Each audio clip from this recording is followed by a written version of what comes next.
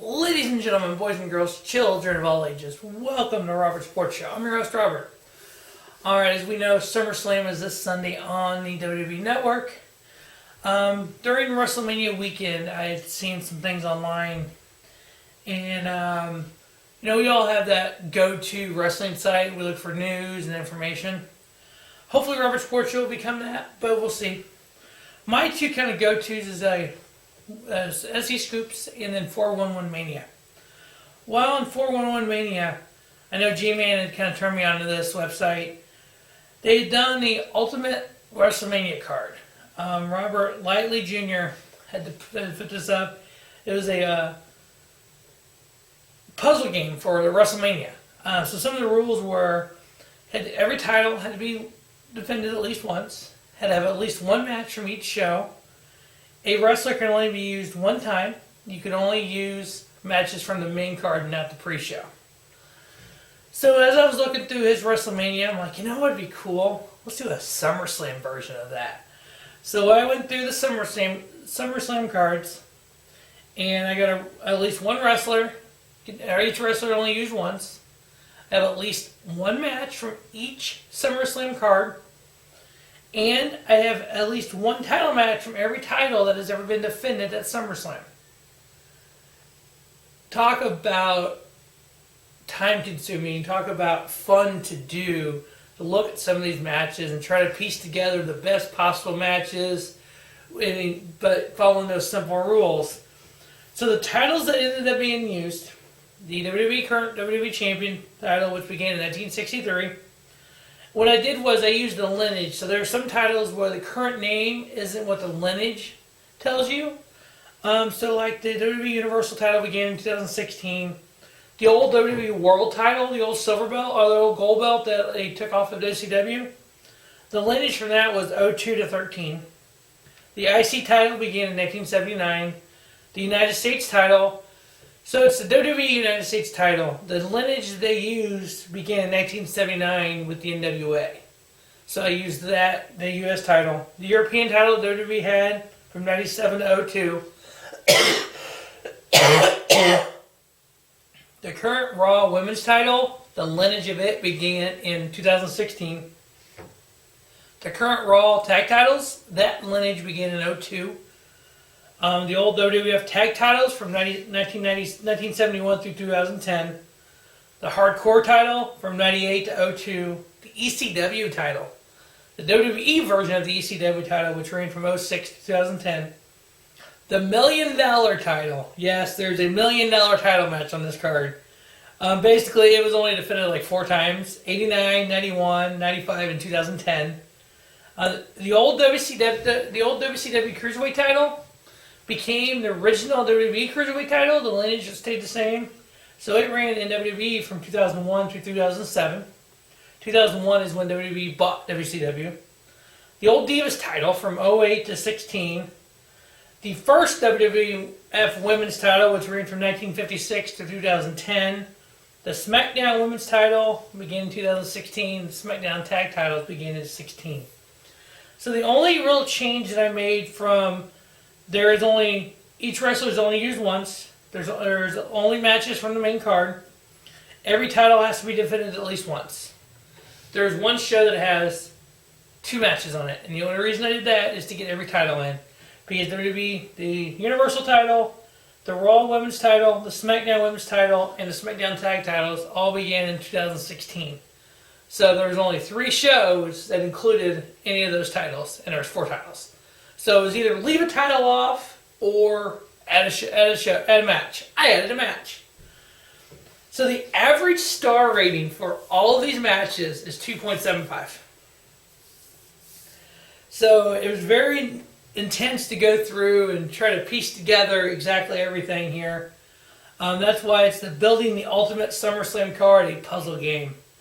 Now, I've actually posted this on my website. I guess you call the website blog. It's robsportshow.wix, site.com. If you go to @RobSportsShow on Twitter, website, you click on it, it's a hyperlink, takes you right to it. Same way on YouTube, Robert Sports Show on YouTube. You go to the main page, and where you click on Twitter, there's a little world symbol. You click on there, it takes you straight to the site. This is a site that I created a little while ago. It has a link to all the videos. Also, I'm going to start posting some reviews on there. What I'm going to do is, like certain independent shows or certain shows that I don't have time to maybe get a review up immediately, and I want to get my star ratings out there, I'm going to put it there. So like right now, this card's on there. The first, I think, 8 days or 10 days of the New Japan G1 Climax, my match rankings for those are up there.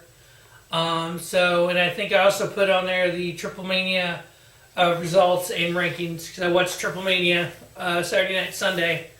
Watched it in Spanish, so that was very intriguing to watch that. Do watch that. Some great matches though. All my star ratings are available there if you want to check that out.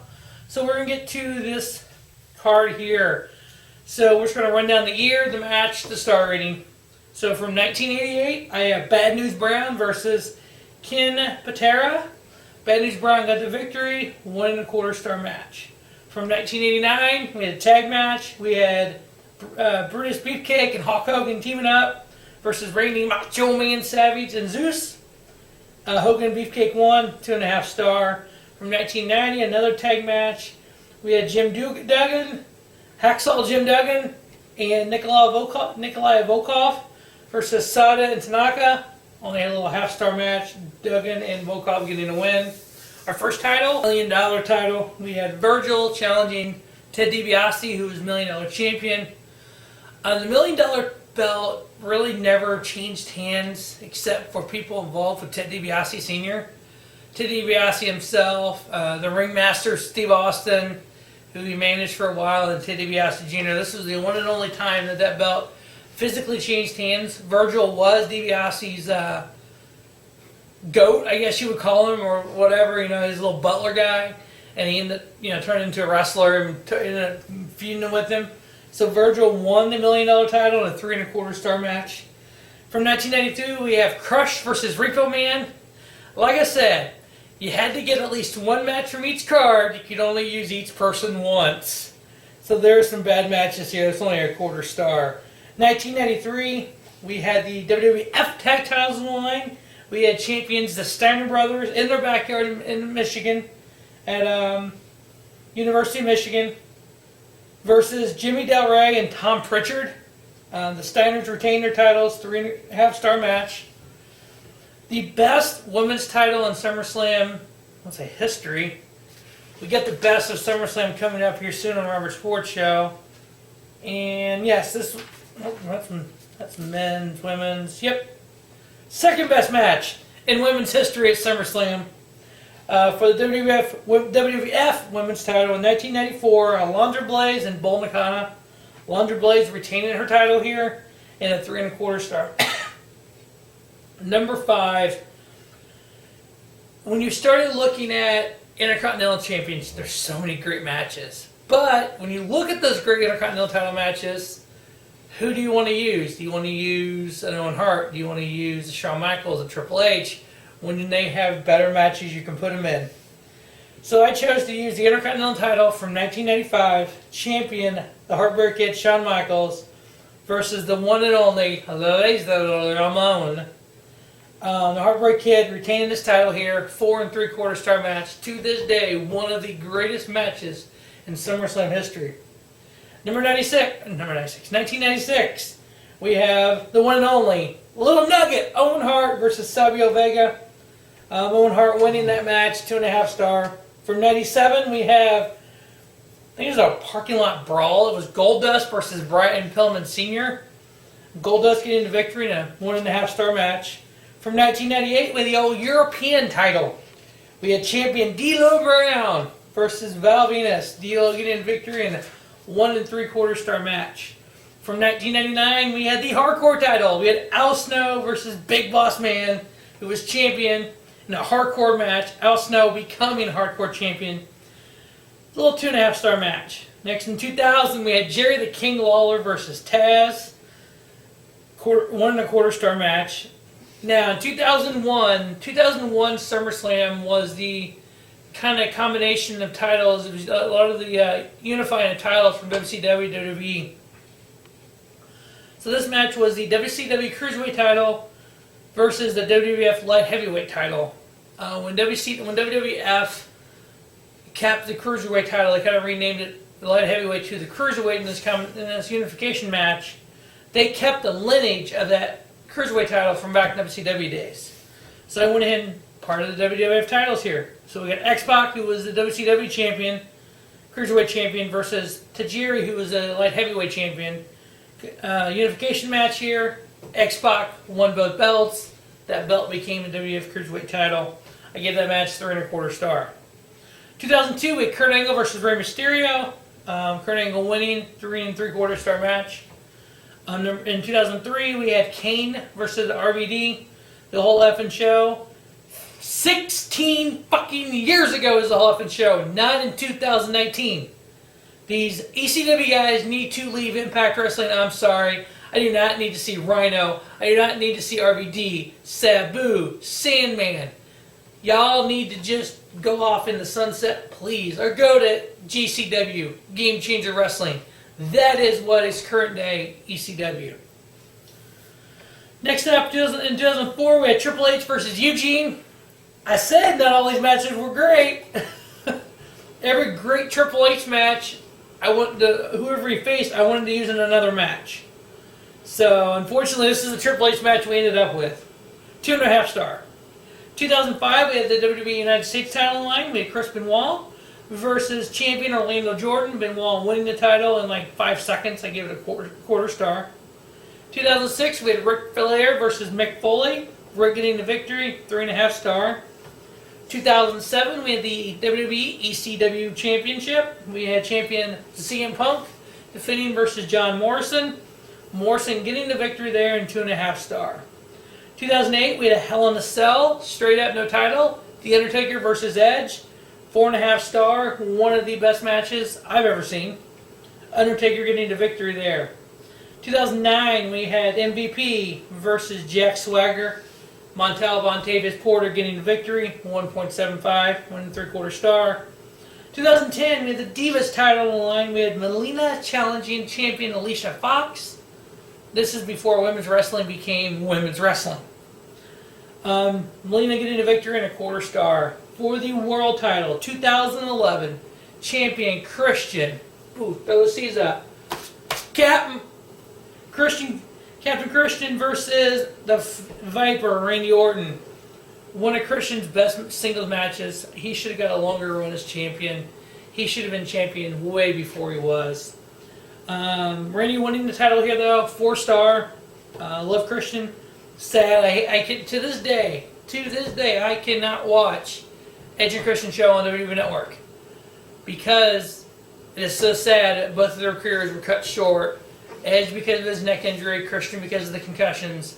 There's such great in-ring talent, and you see people like Jeff Hardy still fucking wrestling, and he can't get off the fucking long enough to stay in the company.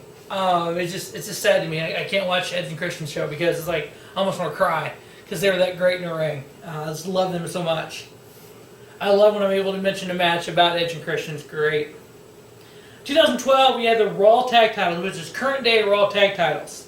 Now, this match, it was Kofi Kingston and R-Truth as Raw Tag Champions versus Darren Young and Titus O'Neil. Kofi and R-Truth retained the belts there, 2 1/4 star match. The WWF title has been defended dozens and dozens of times at SummerSlam. We've had Owen Hart versus Bret Hart. We've had Rock and Trev. We've had all these great matches. The WWF title that I chose to use here, because of who's in it, it came in 2013. We had Daniel Bryan versus John Cena. We had the king of the indies for a decade of Daniel Bryan, Bryan Danielson. WWE versus WWE's home-built talent, the man, the one who got shoved down our throat for so long because they want everyone to love him, John Cena. Daniel Bryan winning the title from him, 4.5 star. This was kind of when Daniel Bryan, CM Punk, when these guys came into WWE, it showed WWE, it showed wrestling fans that any of these guys on the indies have fucking talent. You don't have to be from WWE to be one of the most talented wrestlers on the planet. We've seen an influx of guys like Kevin Owens, Sami Zayn, AJ Styles, Samoa Joe, Bobby Roode. The list goes on and on. These guys who have made a name for themselves on the indies, here they are in WWE. We're starting to see that next crop in NXT right now. We have Cameron Grimes, formerly known as Trevor Lee. We have Isaiah Scott, formerly known as Shane Strickland. Swerve. It's Swerve's house. We see guys like this that are kind of the next guy to be the man. You know, Shane Strickland, one of the greatest workers. I think he's talented as fuck, actually. I hate the fact to change his name, but whatever, that is what it is. We're going to start seeing this, especially with AEW becoming around now. You're going to start seeing more guys who have been known for the indie work. Austin Theory, he's in Evolve, which is, I would almost say, minor league for NXT. You're starting to see him get matches versus NXT guys in Evolve. You had Evolve 131 on the WWE Network. You had Austin Theory unify the WWE title and the Evolve title versus JD Drake. So you're starting to already get these guys that are getting, because of where they're at, they're getting a taste of the next life. So yeah, I mean, Daniel Bryan, CM Punk were the forefathers of that revolution, I guess you would call it. So yeah, by Daniel Bryan being a John Cena here in 2013, 2011 Money in the Bank, CM Punk beating John Cena, it kind of put these guys were there, you know. Right now is the greatest time in wrestling. There's so much wrestling that you can watch. Not only streaming, you can pick up those sites. You can get on YouTube and watch free shit. You have AEW with TNT. You have WWE on USA and on Fox. You have NXT possibly coming to Fox Sports 1. You have Major League Wrestling on BN Sports. If you can't watch it there, go on YouTube. You have Ring of Honor on ABC. If you can't watch there, watch it on Fight TV, free weekly shows. You have Impact on Pursuit. If you can't watch it there, watch it on Twitch. If you can't watch it on there, you can watch it free on Impact Plus. NWA is looking to get in a weekly show. So there's just, you're able to get to this content. It's great now. 2014, we have Bray Wyatt versus Chris Jericho. Bray Wyatt getting over here, 3-star match. 2015, two of the greatest independent guys, Kevin Owens and Cesaro. 3.5-star match, Kevin Owens winning at SummerSlam, WWE SummerSlam. You have a Kevin Steen versus a Claudio Castagnoli. I've seen these guys in a 200, maybe 150 seat wedding venue, gymnasium. Here they are on SummerSlam. Number 2016, so 16, 17, 18. This is where those titles all kind of got combined. The Universal title, Raw Women's title, SmackDown Tag, SmackDown Women's. So I used one from 16, one from 17. In 2018, I used 2 different matches to get every title on here.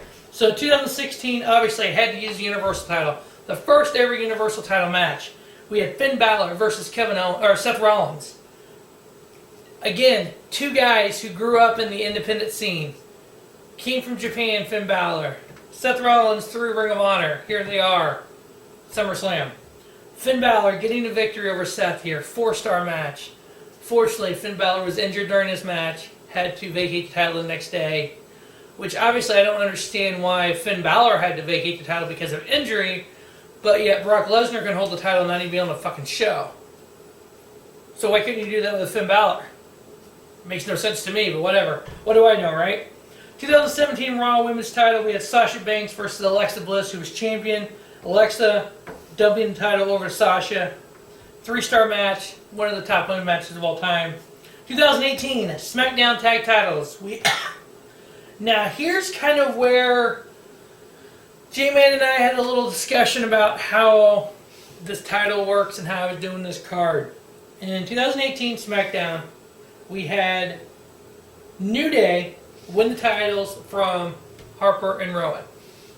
Kofi Kingston is part of New Day. The New Day uses the Freebird World, which all three can defend the titles. When they won the title, it was Big E and Xavier. Did Kofi defend the title with Big E, with Xavier other times? Yes. Did I use Kofi 2012 Raw Tag Titles when he teamed with Raw Truth? Yes. But in this match in 2018, it was Big E and Xavier who won the titles. So that's how Kofi can be on there with our Truth, and I can have New Day on there, and still, in my mind, follow my rules because Kofi was not in the match that won the titles. And in 2018 also, we had the SmackDown Women's title. We had a triple threat. We had Charlotte Flair versus Becky Lynch versus Carmella. Carmella was champion going in. Charlotte left with the title. Both these matches were 3.5-star match. So that is the Building the Ultimate SummerSlam card, a puzzle game by Robert Sports Show. Idea coming from 411 Mania and Robert Lightley Jr. Hey, thank you for the idea, man. Great idea. This is fun to do. It was very stressful. It was very intense, making sure I had everybody done. Not one person used twice. I had like 10 different versions of it. I had to go, oh shit, and to cross it out. I can't wait to try to do it for. I tried to do it for NXT Takeover. Wasn't possible. Was not possible to do for a Takeover. So I tried it really hard. But yeah, I definitely want to look at it for Mania next year. I would love to do that. I might try to do a Rumble Survivor Series. I know I've seen some other ones there on 411 Mania for like Money in the Bank and all that. I may look at some of the other shows, the bigger shows, but just the average little pissy show, I'm not going to try to do it. But it was kind of fun to do. So stay tuned, Robert Sports Show. I'm going to have the best matches in NXT TakeOver history. Top 25 women's, top 25 men's. I'm going to have the best of SummerSlam. I'm going to have the preview for NXT TakeOver. I'm going to have the preview for SummerSlam. I'm also going to have... make sure you stay tuned to all that here on Robert Sports Show. Thanks for watching Robert Sports Show. Just have a great day. Have a spiffy day. Robert Sports Show, your YouTube leader, sports show content.